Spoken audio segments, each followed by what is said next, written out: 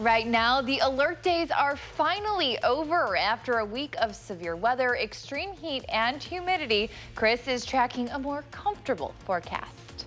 And this weekend marks 50 years since the historic Apollo 11 moon landing. Why President Trump says he's unsure why NASA is working on getting back there instead of heading straight to Mars. Plus, and it really is truly an American success story, a Wisconsin success story. we're celebrating 35 years of a local, now nationwide favorite, catching up with Wisconsin's very own Craig Culver. From the Channel3000.com Alert Center, this is News 3 Now This Morning.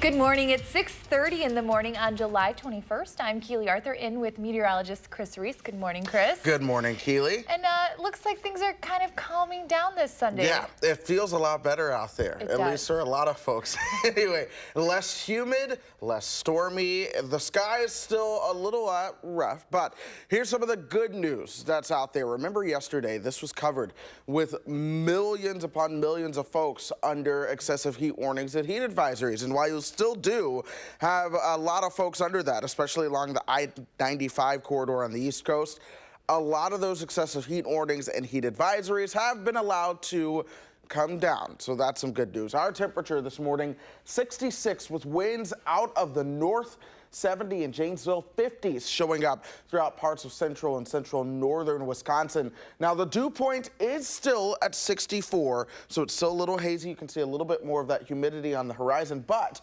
check out those dew points from the north that are going to be ushered in. A lot of those are well into the 50s. That is going to feel absolutely good. No threat for severe weather either. All of that is pushing towards the south today, which is where we will see most of that shower and thunderstorm activity remain. So as you plan your day, other than some slight showers near the state line earlier on this morning, we're going to dry out and we'll see those highs instead of overnight lows, but highs around 80. Weird to see those temperatures. And when you say, Chris, that for some people it feels better, are you saying that I know you're from Kentucky, so you want the humidity in No, heat? no, I was thinking of you. Oh, okay.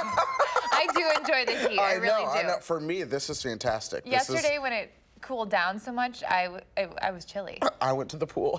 Yeah, see? That's the difference between us two. All right, well, thank you so much, My Chris. pleasure, Keely. Breaking into the Channel 3000 Alert Center, several people are injured after two related car crashes on East Washington Avenue overnight. Our team was at the scene of those crashes, which happened shortly after 10:15 Saturday night on the east side of East Washington between Aberg Avenue and Stoughton Road. Dane County Dispatch couldn't confirm how many cars were involved, but they say there were two crashes, with the second crash caused by the first. The inbound lanes of East Washington were shut down at 4th Street, but they are now back open. New this morning, celebrations of Apollo 11's historic feat are happening all across America. This weekend marks 50 years since the first capsule to ever land on the moon landed at Tranquility Base. To mark the milestone, Vice President Mike Pence attended a ceremony at the Kennedy Space Center overnight. The Trump administration is trying to revive the interest in human exploration of the moon and Mars, but President Trump himself asked reporters earlier in the day why NASA was going back to the moon instead of directly to Mars. CBS News asked the vice president if he could clear that up. Well, no, what the American people saw is the president I serve with every day. He always wants to go farther, faster, sooner. The vice president said impatience would not undermine safety and said commercial rocket manufacturers, not NASA, may be the first back to the moon if NASA falls behind schedule. Pence also said he's certain American astronauts will travel to Mars and return to Earth in his lifetime. Back on this planet, Saturday storms had people taking cover at many different festivals and fairs across southeast Wisconsin. Attendees had to struggle with heat in the morning, storms in the afternoon, and cool weather in the evening. Temperatures dropped about 25 degrees in the afternoon. The storm also brought heavy winds and lightning with it. Near the Milwaukee area, a tree snapped. The homeowner says he's lucky. All of a sudden the wind started blowing. Next thing you know, she started giving, you heard a lot of crackling. She just gave up and fell. During the storms, the temperature went from 93 degrees to 69 in less than 2 hours. Fair officials say they're hoping for more consistent weather today. We now have continuing coverage of Friday's widespread power outages. This morning, Madison Gas and Electric says crews are at the site of the explosion to conduct their restoration process. Work crews were assessing the damage caused by the fire. Madison Gas and Electric says there is an ongoing investigation as to what caused these incidents. There were also cleanup crews on site. They're continuing to assess the extent of the damage and conduct an investigation. The cleanup work is ongoing, and it's what you would expect following a fire at a substation. When asked what the cleanup entailed, MG&E said it's cleanup and restoration at the substation. The Department of Natural Resources is overseeing the cleanup and providing technical assistance. DNR says their primary concern is containment of the material released by the explosion, including transformer oil and the runoff water used to fight the fire. Local restaurants are back in business after having to close their doors because of the power outages. Some restaurants were able to open after having their power restored Friday evening. Others remain closed throughout the entire day. The main concern was making sure their establishments were safe and the food could be preserved. Restaurants were putting their perishable items into coolers and on ice to keep it from going bad. Now, Sujo, located across the street from where the fire was, reopened Saturday, and workers there say it was unfortunate to be closed heading into the weekend. Once the power came back on, it was here to stay. So we're going to operate under the assumption that we're just going to be good to go from here on out, and hopefully that's the case. Restaurant managers say they will proceed with business as usual. When asked if there would be any more rolling outages, MG&E says all power is officially restored. Happening today, you have one last chance to snag a great deal on one of Madison's most historic streets. Maxwell Street Days draws an average of 30,000 people to State Street each July for 3 days of music, good food, and great bargains. This year, more than 50 shops, restaurants, and museums are participating. The event is modeled after Chicago's famous Maxwell Street Days outdoor market, which ran for more than 100 years until 1994. If you waited to beat the heat and are heading to the event today, you're in luck. This is when the best deals happen. Today's hours are 10 until 5. It's also the last day of this year's Dane County Fair. This morning, a non-denominational church service will be held at 9 a.m., followed by a taco eating contest at noon, a pet training academy at 1:30, and several lumberjack shows at 2, 4, and 6 p.m. If you missed this fair or had so much fun you're looking ahead to more events this summer, the Wisconsin State Fair kicks off 1 week from Thursday just outside Milwaukee. The 48th annual Mount Horeb Art Fair also continues today. The fair on the community's historic Main Street showcases artists and crafters from around the Midwest.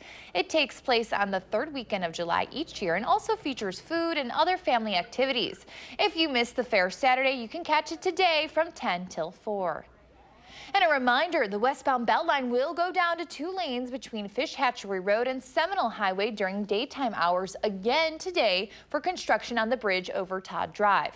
Wisconsin DOT expects traffic delays because of this and is asking drivers to plan ahead, drive slower, and be alert for lane shifts.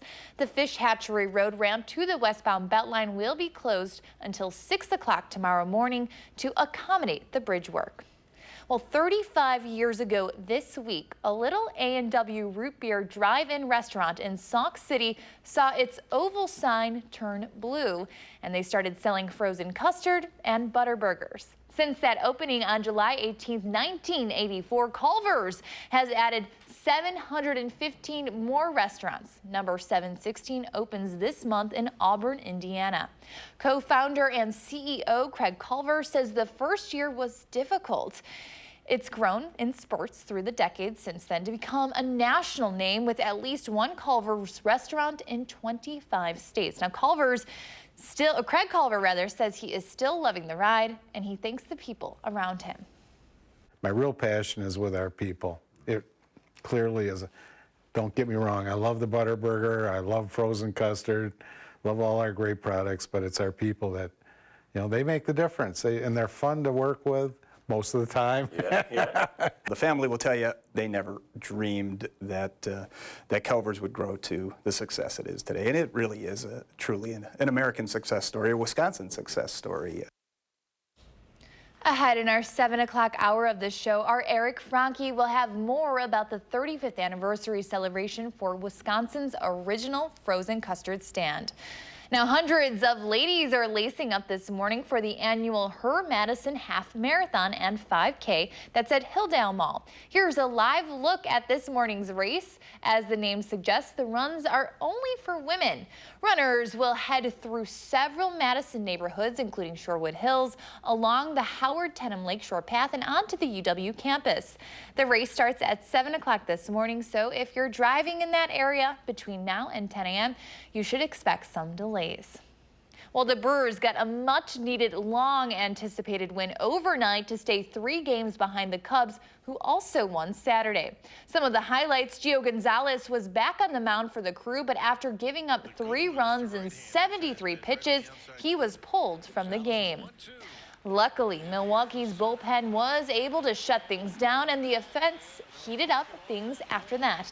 In the 6th, Eric Thames hit a solo shot to right field to make it a 1-run game. And with 2 on for Mike Moustakas in the 8th, he goes the opposite way, hitting a 3-run home run. The Brewers went on to win 8-3. First pitch this afternoon is at 3:10. Well, it is 6:41, and the Emmy goes to... We're taking a closer look at the shows up for the award show Gold this fall after this year's nominees were announced this week. But first, here's a live look outside. Chris will have your full First Alert forecast next.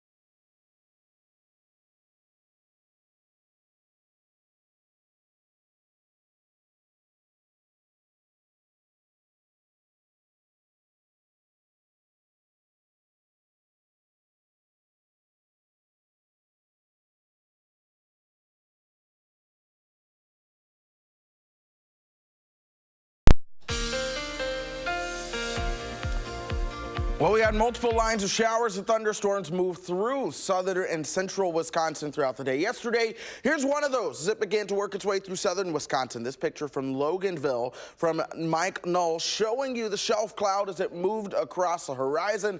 That did bring some wind with it, but it also brought cooler air. And so now look what's gone. We have no heat advisories, nor do we have any excessive heat warnings here across southern Wisconsin. Our air is now a lot more comfortable. Temperatures have really come down. We're 14 degrees cooler than 24 hours ago in Madison. La Crosse, 21 degrees cooler than just 24 hours ago. So this is the impact of a cold front along with winds coming out of the north. Check out temperatures in the 50s and 60s this morning. Wautoma 58, Black River Falls 54, Madison, our temperature 66 degrees. Dew points though are still into the mid 60s. So it's just a little humid out there, but pay attention to the dew points towards the north. A lot of those dew points are into the 50s. That's going to be ushered in here. So as we go throughout the day, our dew point comfort meter goes from about bad hair day all the way down to comfortable. Yes, it is going to feel good as we go in the week ahead. This is as a cold front continues to push towards the south. A secondary cold front will do so as well as high pressure begins to take over our weather pattern. So check it out. This is 11:30. Temperatures will be into the mid 70s with those winds coming out of the north.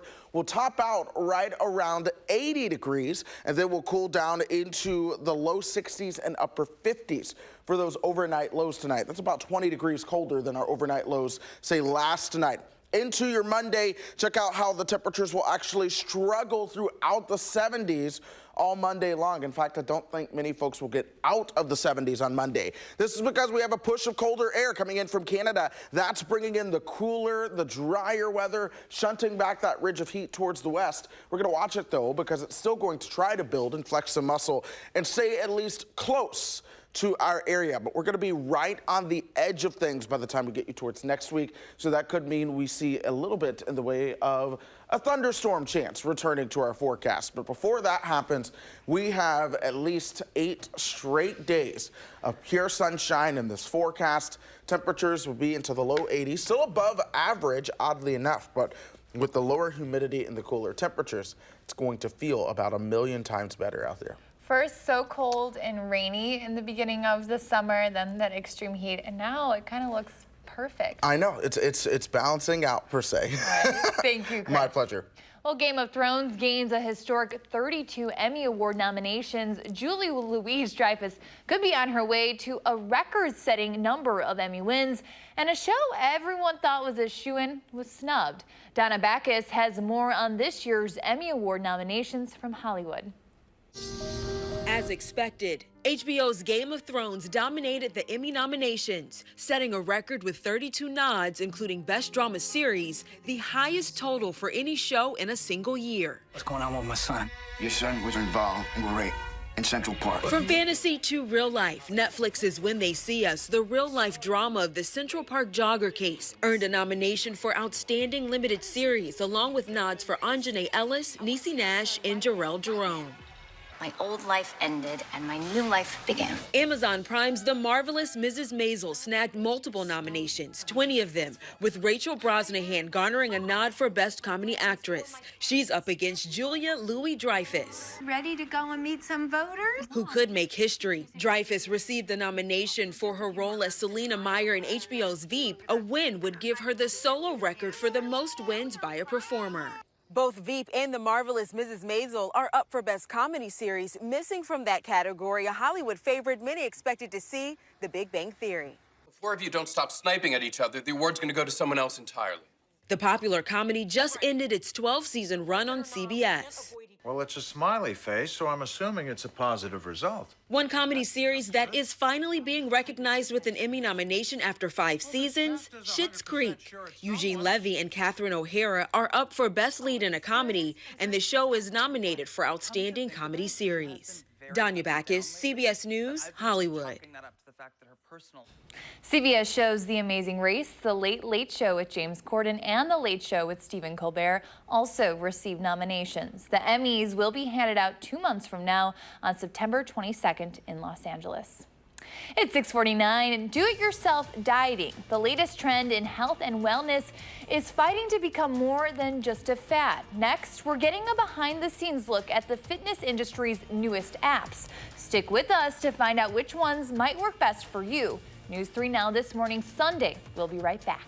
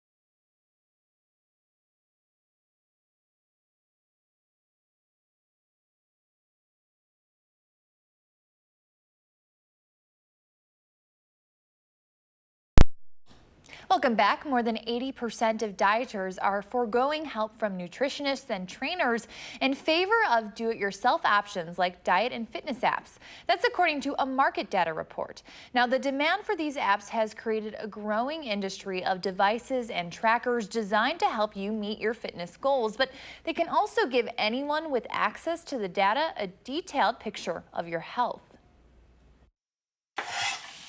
When Courtney Berenson wants to watch her weight, making a nutritious breakfast includes an extra step.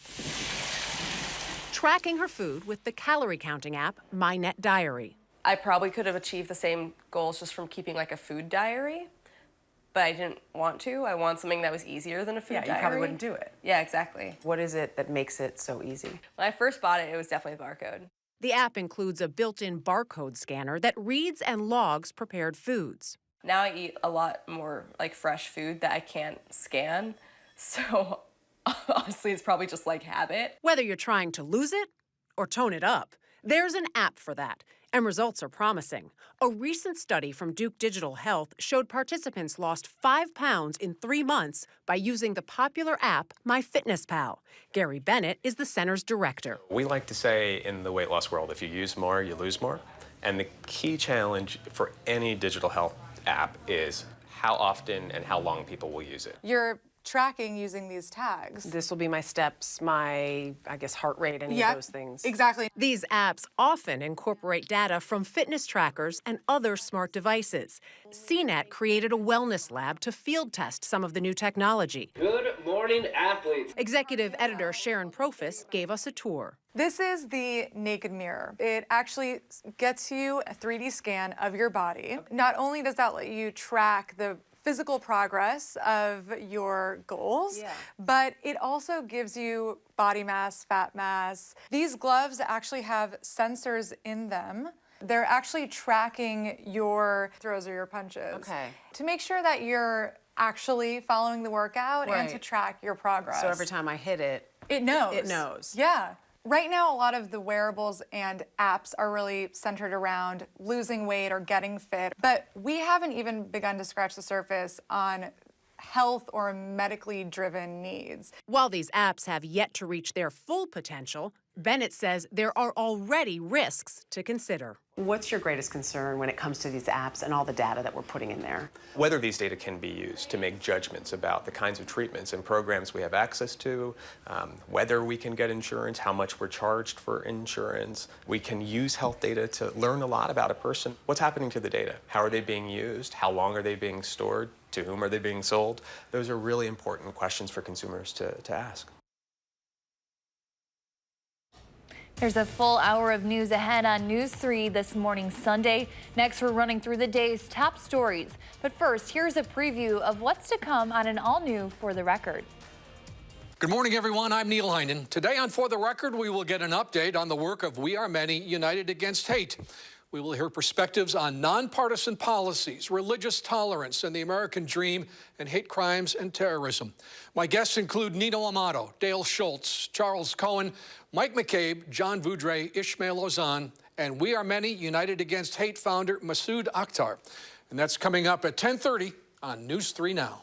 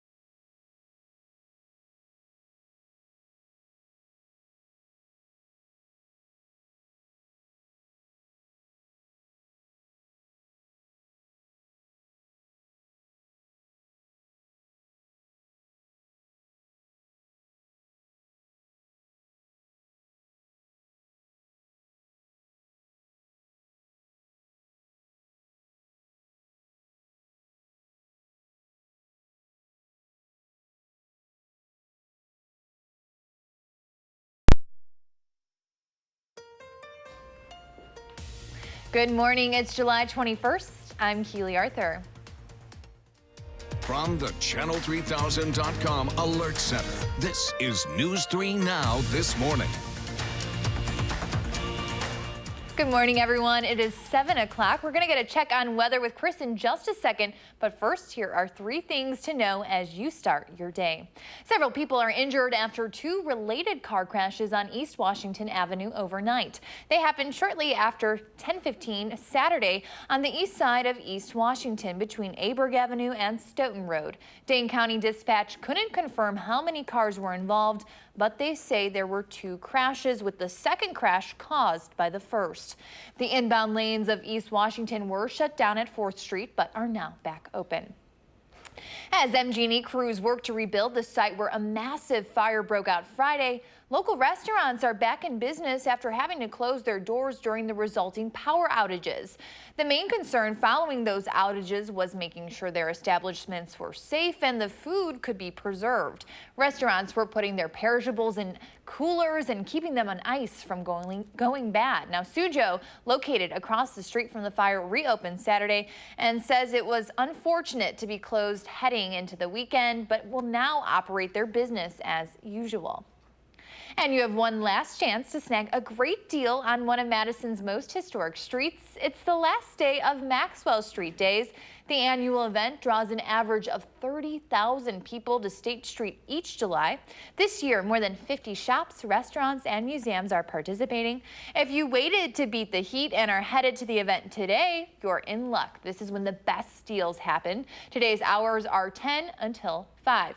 And Chris Reese joining us now to tell us if it is good shopping weather this Sunday. Hi, Chris. Good morning, Keely, and to all of you at home. I'll tell you what, today is going to feel a lot better as opposed to the past couple of days for being outdoors. First and foremost, that humidity is getting ready to come down. Our dew point is still in the mid-60s here in Madison, so you can feel a little moisture towards the air. But in the north, dew points are in the 50s, and that is all going to be ushered in along with the cooler temperatures that we already feel out there. It's 15 degrees colder than 24 hours ago. La Crosse, 18 degrees colder than just 24 hours ago. We come to home, we have most of our temperatures into the upper 50s and low to mid 60s.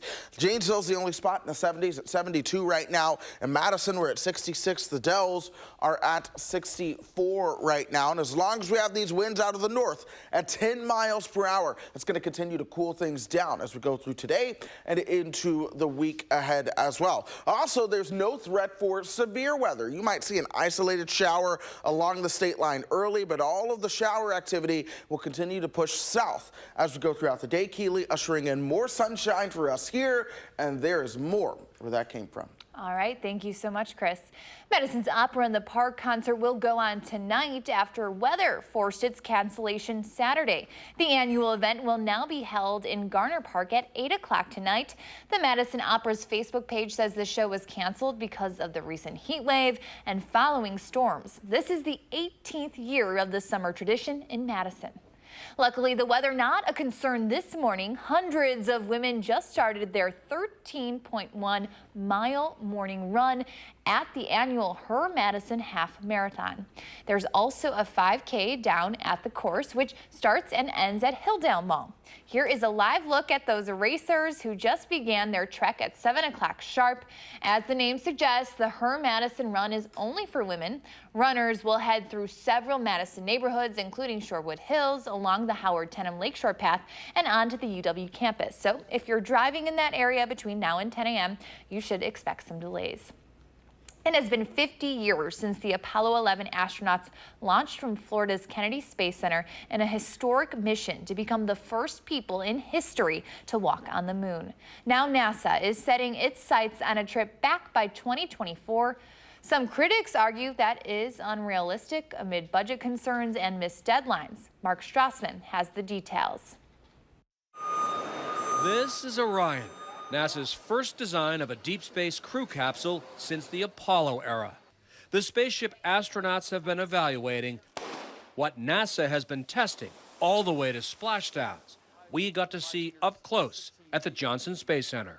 We put these on to make sure when we're getting in and out, since we're not astronauts, we don't hurt ourselves. We are not astronauts, yes. Yeah. Okay, all right. From the outside, Orion looks similar to Apollo's capsule. Come on down into the step. But climb inside. Mark Kirisich oversees NASA's Orion program. The capsule is 50% bigger than Apollo's, roomy enough for 4 astronauts. So you'll be the pilot today, I'll be the commander. At eye level, a 21st century space dashboard. Just one example of how this moonshot will be different. When we went last time, the goal was land a person on the moon and return them safely to Earth, and we did that.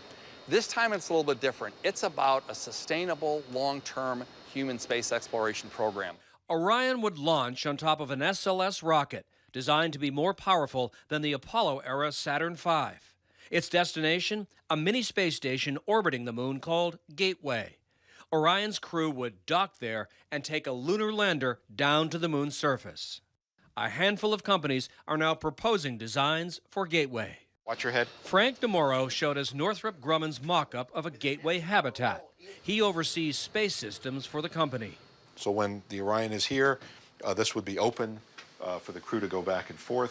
Up to 4 astronauts could work and live here for up to 2 months. So if you look up here, that's a berth that a crew member would go in when it's time to go to sleep. The Apollo astronauts were basically living out of their car to and from the moon. This is more of a home. It's a place where they can cook their food, where they can gather and socialize, but really do their work. But Orion and the SLS rocket are years behind schedule and billions over budget. In March, the Trump administration, fed up, ordered NASA to put Americans back on the moon by 2024. If NASA's not currently capable of landing American astronauts on the moon in 5 years, we need to change the organization, not the mission. NASA did just that last week, ousting the top 2 managers of the Artemis program. It was entirely my decision, but at the end of the day, we need to be very clear that NASA is committed to cost and schedule. NASA Administrator Jim Bridenstine says it could take $20 billion additional dollars over 5 years to meet that new deadline. My next step is to get the support from the United States Congress. How realistic is it that we're going to have people on the moon by 2024? Well, I think it's realistic. If the Congress follows what we have put forward, we will have the first woman and the next man on the moon in 2024. Just this week, Vice President Mike Pence said it is now U.S. policy to return to the moon within the next 5 years and then from there head to Mars. The Vice President was joined on stage by astronaut Buzz Aldrin Saturday. Aldrin showed Pence the launch pad where he began that journey and later got a standing ovation during the Vice President's speech. President Kennedy summarized that epic endeavor in one simple sentence. We choose to go to the moon. And make no mistake about it, the moon was a choice, an American choice. Mission Commander Neil Armstrong, the first man to step on the moon, died 7 years ago. Commander Module pilot Michael Collins did not attend the celebration in Florida. More local news now. World-class musician and now retired UW-Madison professor Richard Davis was honored this weekend in a ribbon-cutting ceremony for a new street dedicated in his name. Davis was unable to attend the ceremony himself, but he watched from a Skype call as his UW students played music to honor him and the lessons he left them with.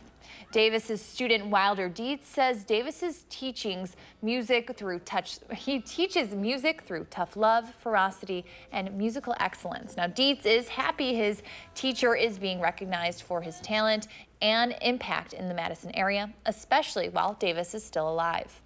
We found it important, the idea of representation, to have in a predominantly black neighborhood feature someone who has been a black hero for Madison, for our country, for the world. Richard Davis Lane is a block long and runs by the Salvation Army of Dane County in downtown Madison. The new street offers a shortcut to drivers traveling around the area, and it offers the possibility for new businesses to open in the nearby green space. A reminder, the westbound Beltline will go down to 2 lanes between Fish Hatchery Road and Seminole Highway during the daytime hours again today for construction over on the bridge over Todd Drive. Now, Wisconsin DOT expects traffic delays because of this and is asking drivers to plan ahead, drive slower, and be alert for lane shifts. The Fish Hatchery Road ramp to the westbound Beltline will be closed until 6 o'clock tomorrow morning to accommodate the bridge work. It is 7:10 and here is a live look outside. Chris has your full First Alert forecast next. Stay with us.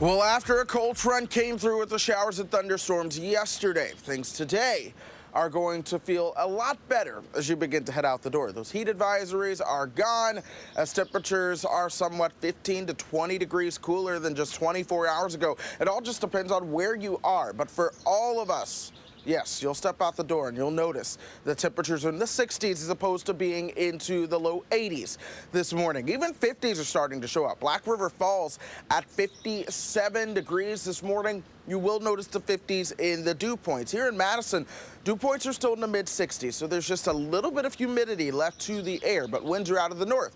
And check out dew points in the 50s as you work your way up towards the north. That's where we're going to be headed today, and that's going to mean by the time we get you towards the end of the day into tomorrow and early next week, things are going to feel a lot more comfortable for us here in south central Wisconsin as opposed to the past couple of days. Here's what's going on. We have one cold front that's pushing towards the south as we speak. A secondary cold front getting ready to push towards the south. That won't cool down temperatures as much as it'll bring in some drier air. Behind that, high pressure is going to take over. That's going to mean a lot more sunshine for us. So let's take you hour by hour just through today. Here we are at 11:30. Notice those temperatures right around 74 degrees. We'll top out around 80 this afternoon. You'll see some decorator clouds here or there, a lot of sunshine for others. And then overnight tonight, we'll see an increase in cloud cover. I can't rule out a shower. There'll be a slight chance of that. But then we'll see those lows again in the upper 50s to right around 60. More sunshine for Monday. And then during the day on Monday, get this, a lot of us are actually going to struggle to get our temperatures out of the 70s. I don't think a lot of folks see the 80-degree mark as we move into your Monday. This is all because cooler air is moving in out of Canada. This big dip in the jet stream, we call that a trough. That's going to take over the eastern half of the country initially, pushing the ridge of heat back towards the western part of the country. Now notice that ridge is going to try to hang around and flex a little bit of muscle, but we're staying on the edge of that for the most part instead of just underneath it. Cooler air over Canada tries to battle it out. We will be on the edge of that as well. So at times, I can't rule out some storm chances, but that'll be mainly towards the end of the forecast. I think going from today and through the rest of our forecast, things are going to be very sunny for us. Plenty of sunshine in the week ahead. Comfortable temperatures, although they're still going to be above average by the time we get you into Wednesday, Thursday, Friday, and beyond. But it's going to be a lot cooler than where we've been with a lot less humidity, which means it's going to feel a lot more like a Wisconsin summer, Keely. Yes, looking like that ideal Wisconsin summer weather. Thank you so much. My pleasure. Well, we've been asking you to share your morning with us. This is a photo from Bobby Johnson over in Adams County. This is Lake Castle Rock. Thank you so much for sharing with us, Bobby. And what does your morning look like? Take a picture and post it on the Channel 3000 Facebook page or on Twitter using the hashtag MyNews3Morning. We'll share our favorites right here on News 3 this morning. Well, it is 7:16. More than 100 million families will take a family trip this year. And these next weeks before school starts are some of the busiest. So before you go packing your suitcase, Pam Skeel from Gordman's is here talking travel trends and the specific items you don't want to forget. That's next on News 3 Now This Morning, Sunday.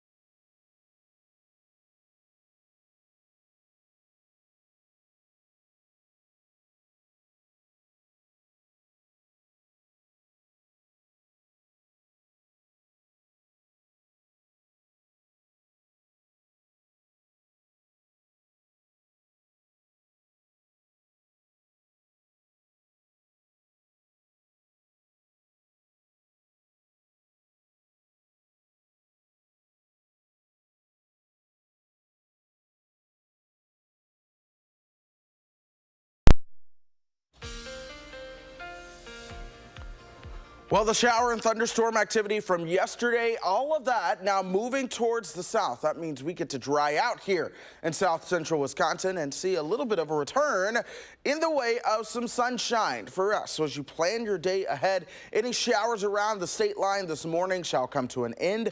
Throughout the day, we'll see a mix of sun and clouds. Temperatures mainly throughout the 70s will top out right around 80 degrees as we go throughout the day. Keely.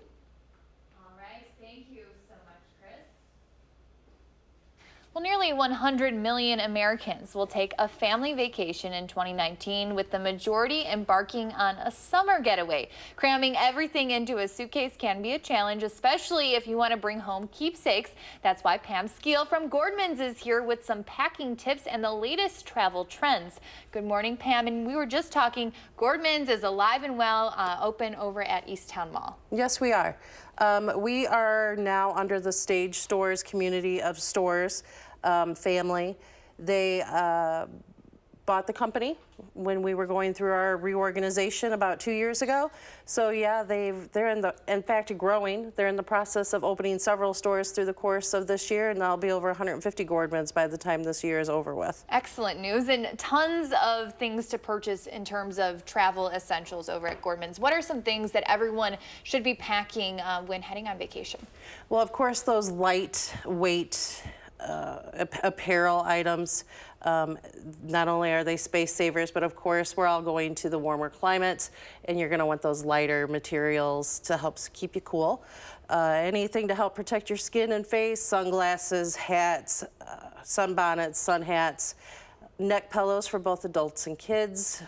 Hydration is good as long as you're not going into the airport, as long as you're taking the vehicle or even a bus.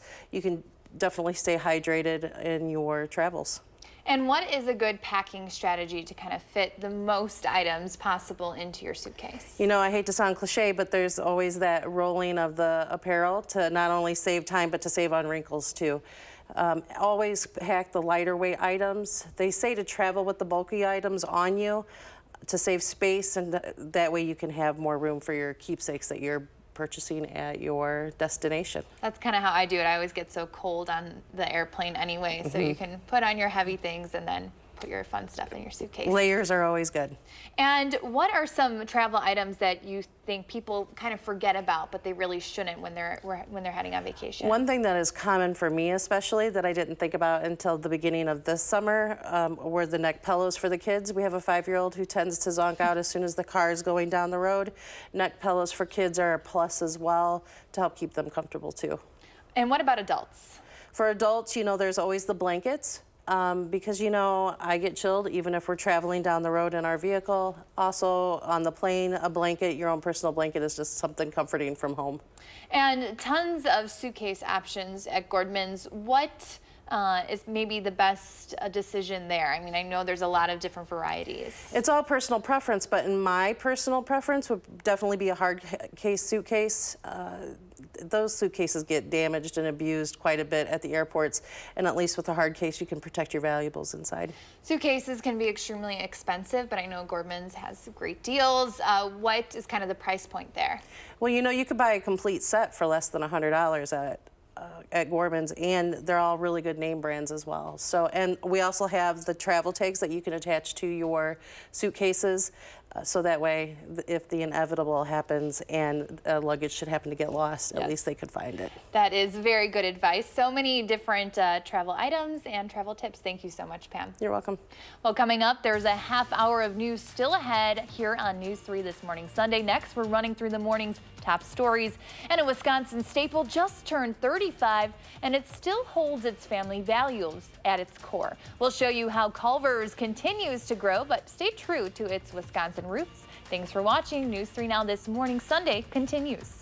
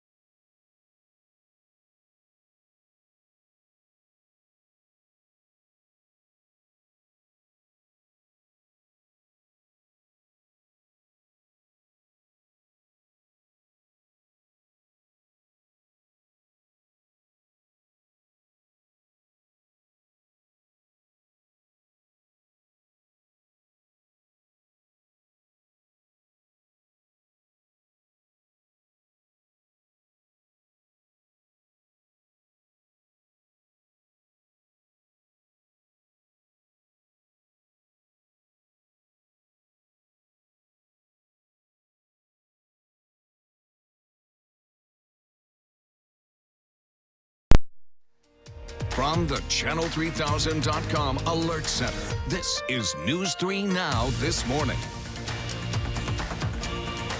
Good morning, it's July 21st. I'm Keely Arthur. We'll get a check on weather with Chris in just a second, but first, here are 3 things to know as you start your day.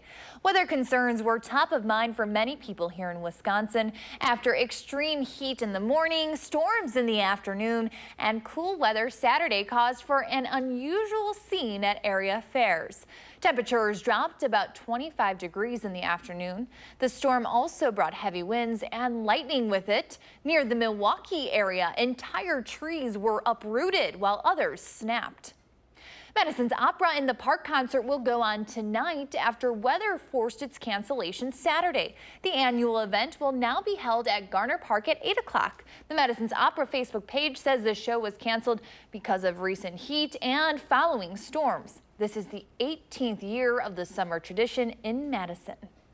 And a reminder, the westbound Beltline will be reduced to 2 lanes between Fish Hatchery Road and Seminole Highway again today for construction on the bridge over Todd Drive. Wisconsin DOT expects traffic delays because of this and is asking drivers to plan ahead, drive slower, and be alert for lane shifts. The Fish Hatchery Road ramp to the westbound Beltline will be closed until 6 o'clock tomorrow morning to accommodate the bridge work.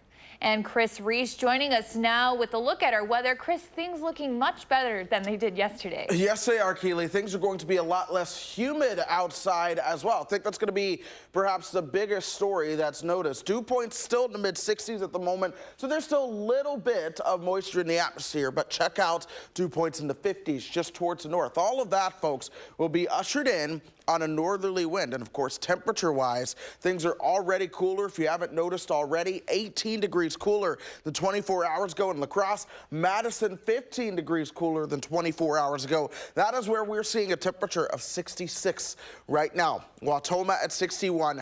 Black River Falls finally coming out of the 50s and making it towards 60. This is all thanks to those winds coming out of the north. And in Madison, our winds are out of the north at 10 miles per hour. As long as we keep that around, we're going to continue to usher in the drier air and the cooler temperatures going throughout the day. No threat for severe weather. All the storms will also be sinking towards the south today. That's where we find any kind of shower and thunderstorm activity as we speak. So as you plan your Sunday, expect the weather to remain dry. There will be some clouds sticking around. Our temperatures will stay in the 70s until topping out right around 80 degrees later on. Keely.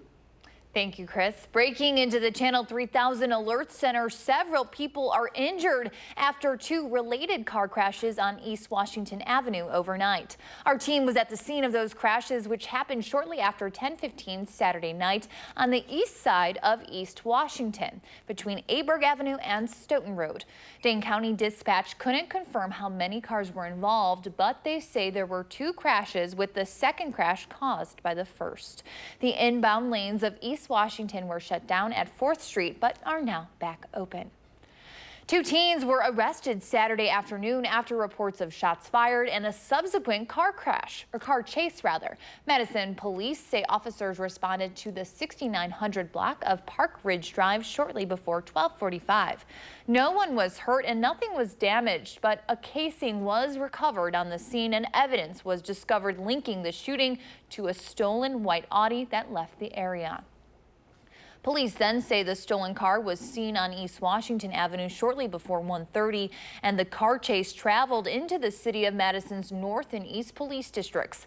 The 2 occupants, 17-year-old and 16-year-old girls, ran after a crash with a Madison police squad car and were arrested shortly after. 35 years ago, an oval sign at an old A&W drive-in restaurant on the main drag in Sauk City turned blue. A local family took a chance on butter burgers and frozen custard, and this week Culver's opened its 716th restaurant in Indiana. It's now a national name, but as Eric Franke reports, much of what it was on July 18th, 1984 remains the same. My real passion is with our people. What separates Culver's from all the others has never really changed. Don't get me wrong, I love the butter burger, I love frozen custard, love all our great products, but it's our people that, they make the difference. And they're fun to work with. most of the time. People like Jody and Dale Ballwig. Yeah, it was just, the intentions were earn some additional money and high school, car, clothes. Jody worked the front register. Dale worked the grill when they started dating. The people that closed, we just went and hung out with a group of friends. We all kind of went out and hung out. Work hard all day and then go out afterwards and just kind of, chill. And I didn't know they were dating. I thought I knew everything that went on in the restaurant. And all of a sudden one day I find out, the two are an item. Well, why didn't you tell me, Married 23 years now, Culver's is the only place they've ever worked. Jody's director of franchisee training, Dale, director of operations. Even their 16-year-old son works at the Baraboo Culver's. Just tremendous people who have grown up with Culver's. President and CEO Joe Koss knows the Culver's formula. When you think about it, starting out in an old converted A&W restaurant here in Sauk City, to 700 plus restaurants across 25 states. And it got that way by carefully choosing individual Culver's restaurant owners, people who seem to fit a certain culture built on Culver's Wisconsin roots. We manage our growth so that it's a rate that we can control and we can do successfully, but it will always be about growing one successful restaurant at a time. If we were just selling franchises, we wouldn't be nearly as successful as what we have been over the years. And that continues at Culver's. We continue to award franchises to the people that we feel have the culture to do this. So it's all about the culture and the values that's been instilled from day one, and here we are 35 years later with those same values. Craig says that business drive in the family came from the man he calls the family's real entrepreneur, his father, George. The trademark Culver's hospitality came from Mom Ruth. But the two together fit together like a glove. I mean, they really did, and they balance each other off, and so they bought that little A&W drive-in 1961, right where Culver's sits in Sauk City today. And look what it's become. The family will tell you they never dreamed that Culver's would grow to the success it is today. And it really is truly an American success story, a Wisconsin success story. While his parents have passed, their legacy lives on. And just as the company grows and the success continues, the more things stay the same. I like to think of us as the overachiever, the little guy. And even though we're 700 and some restaurants strong now, I always want us to have that attitude of being the one that's going to do whatever it takes. And we can't lose that, regardless of how big we get. Craig Culver says he considers being a family-owned company to be a huge competitive edge, and he'd like to see Culver's remain family-owned until it's 100 years old. To learn more about how Culver's got where it is today, we have a link up on our website, channel3000.com, that includes a video profiling the company's 35-year history. The Brewers got a much-needed, long-anticipated win overnight to stay 3 games behind the Cubs, who also won Saturday. Some of the highlights: Gio Gonzalez was back on the mound for the Crew, but after giving up 3 runs in 73 pitches, he was pulled from the game. Luckily, Milwaukee's bullpen was able to shut things down, and the offense heated things up. In the 6th, Eric Thames hit a solo shot to right field to make it a 1-run game. And with 2 on for Mike Moustakas in the 8th, he goes the opposite way, hitting a 3-run home run. The Brewers went on to win 8-3. First pitch this afternoon is at 3:10. There's tons to do in Madison, but we have the definitive Madison bucket list, the can't-miss activities to do and see in our city, according to a local author who has done her research. We'll talk to her next on News 3 Now This Morning, Sunday.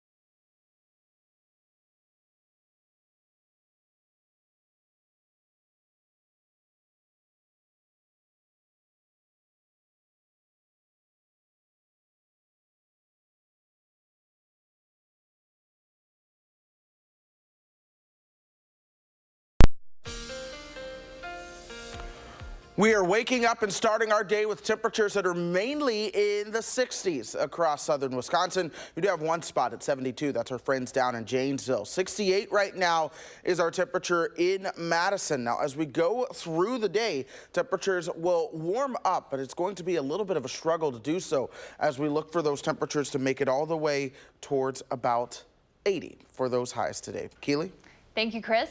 The warm summer weather means outdoor activities in the Madison area, and Katie Vaughn, author of 100 Things to Do in Madison Before You Die, the second edition, has put together the definitive Madison bucket list, and it's full of fun things to do right now. Good morning, Katie. Good morning. Thank you for joining us. And yeah, what are some things that people can do maybe today? Yes, of course. Well, I think Madison really comes alive in the summer. I think in the winter, I sometimes make bucket lists just to get myself out and about, but now it's time to prioritize. But there's almost too much to do. Yes, which is the best problem to have. So let's see, Concerts on the Square is still going on, Dane County Farmers Market still going on.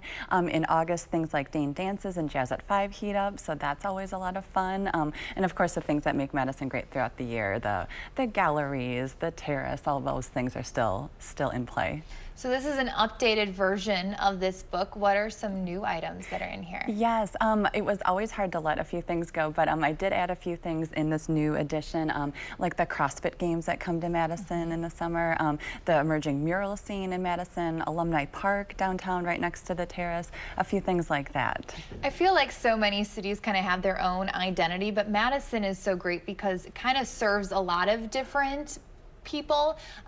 What are some of the more unique things that Madison has to offer? Oh, that's a great point. Yes, I think some of the things that I like best about Madison are the things that bring together everyone, that everyone can feel a part of things, like at the Memorial Union Terrace, for instance. I was thinking about that no matter where you're at, if you're a kid, a college student, a parent, anyone, you can go there and hang out and have a great time. So I think it's things like that that really make the city the special place that it is. And you're a parent. What are some of the things you like to do with your kiddos? Yes. Well, even things like the Henry Vilas Zoo, the Madison Children's Museum. There are so many museums on campus as well, and so many things are free, which is really great for parents. But even last night, my son was saying, "Can we go to the zoo tomorrow?" And I said, "Well, probably." So, right. Like that. Such a great resource there. And like you said, so we always think of the zoo, we always think of the Children's Museum, but what are some of those maybe lesser known things that parents can take their children to? Sure.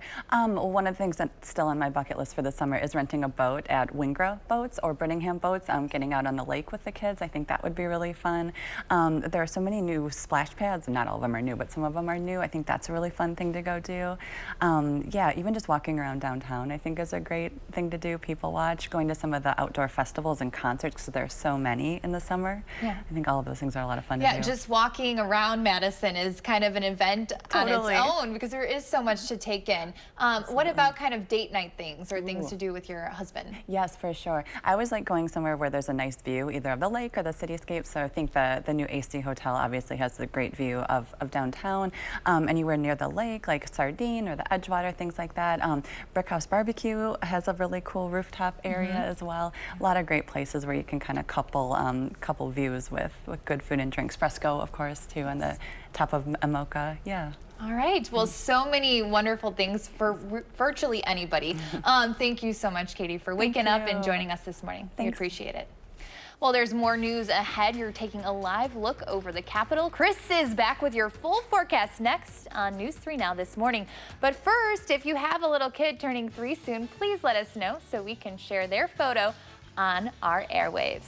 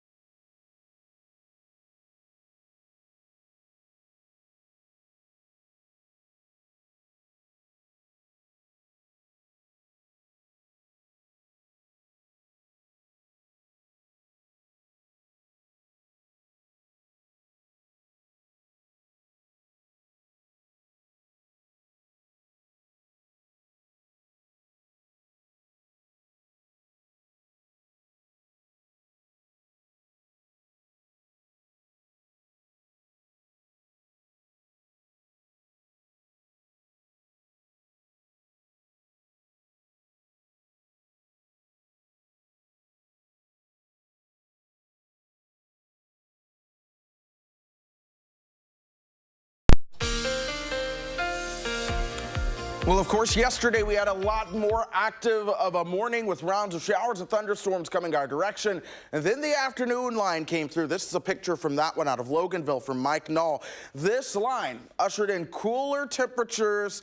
And now we say goodbye to all of the excessive heat warnings and heat advisories that we had in place. There are none of those around as we go through today. Things are a lot cooler than just 24 hours ago. In Madison, we're 14 degrees cooler. Boscobel and Prairie du Chien, 15 degrees cooler. Viroqua and the Dells, 16 degrees cooler. And a lot of us are seeing those temperatures into the 60s now. There were some 50s, but we're starting to warm up now that the sun has risen. 68 in Madison, the Dells at 65, Mineral Point at 68. That's also their dew point. So there's some areas where, yes, it is still a little bit humid out there, but dew points in the 50s are starting to show up across northern Wisconsin. That'll be ushered in with that northerly wind. So with dew points in the 60s, yes, it's a little muggy, but we're starting to get noticeably less humid, and eventually things become downright comfortable for us. This is because we have not one but two cold fronts coming our direction. One is actually already moved through. That continues to push down towards the south.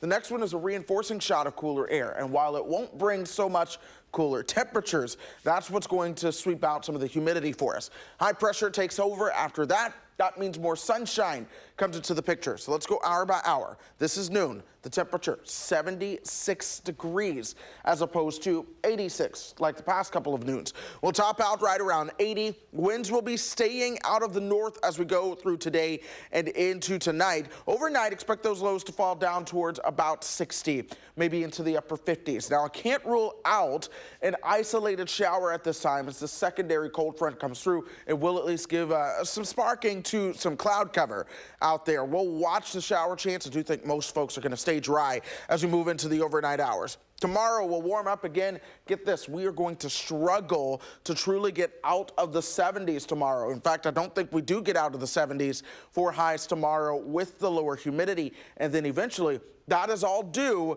to the cooler air moving in out of Canada. This dip in the jet stream is known as a trough that oftentimes brings cooler air. We still have the ridge of heat that's going to be over the western part of the country. It'll try to flex some muscle going towards our direction to bring in some heat, but I don't think it is going to take over our weather pattern as it has in the past couple of days, really. Instead, we'll see these temperatures slightly above average, but still, with a little bit less humidity out there, it is going to feel oh so good to have this nice of a forecast. It will. We've kind of made it out of the woods. It was so hot for so long. Exactly. We have for now, and it's been very rainy, but now we'll get the stretch of drier weather too. All right. Looking forward to it. Who knows what's going to happen after this week? This is true, so let's savor it. Embrace it, Yeah. yes. All right. Thank you so much, Chris. Well, there's more news ahead all day long here on News 3 Now. And then tomorrow morning, we're learning what it really means to be a good neighbor in Madison, the grassroots program helping prevent crime across the city. But first, grab your dancing shoes. We're getting a peek of a local spin on a Broadway classic. That's next on News 3 Now this Sunday morning.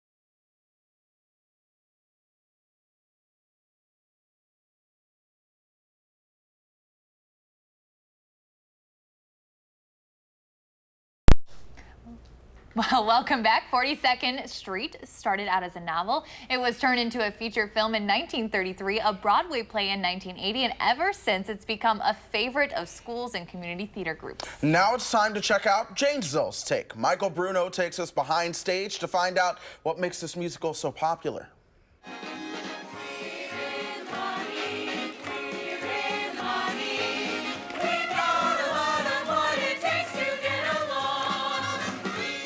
Peggy Sawyer is an aspiring young actress from Allentown, Pennsylvania. She comes to Big Apple and is ready for her first audition, but she can't find the courage to enter the door, and so she misses the call.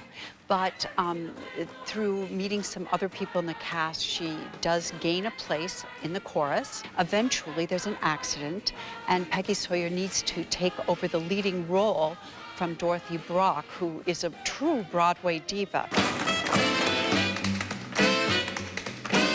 42nd Street is certainly a tap show. Very heavy on the tap numbers, great ensemble numbers. Everyone gets involved. Some showstoppers in there that are sure to make everyone very excited. I play Andy Lee, the choreographer, who really sees Peggy's potential and talks to the director about it and really pushes her, but a little less than the director, and I really see her potential and her strength and really believe in her.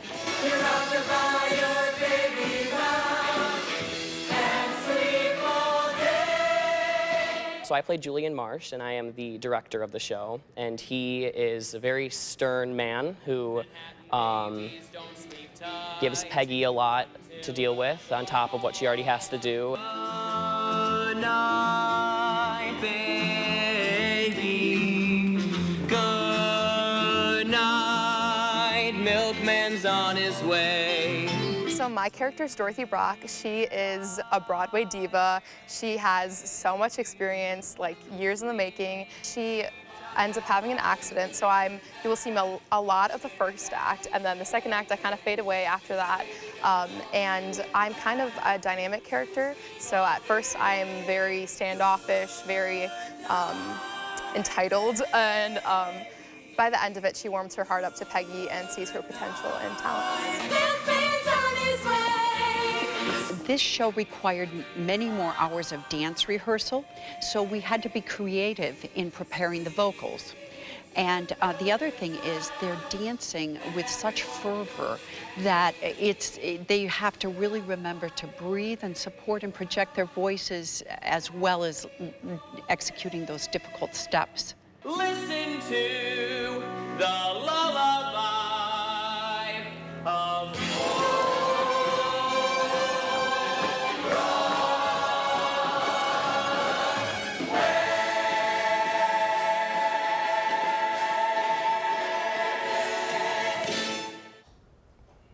You can check out Janesville High School's production of 42nd Street today at 1 or at 3. Shows next weekend as well. Call the number on your screen for tickets or buy them at the door of Janesville's Parker High School. Cool stuff. Cool the stuff. high schools here are the high school students Are in extremely theater. talented. Yes, it blows my mind every single time we air a story like that. But we're gonna check out the forecast. Things are getting a lot better for us out there. Temperatures are cooling off. Yes, we're talking highs right around 80 today, not 180 like the past week.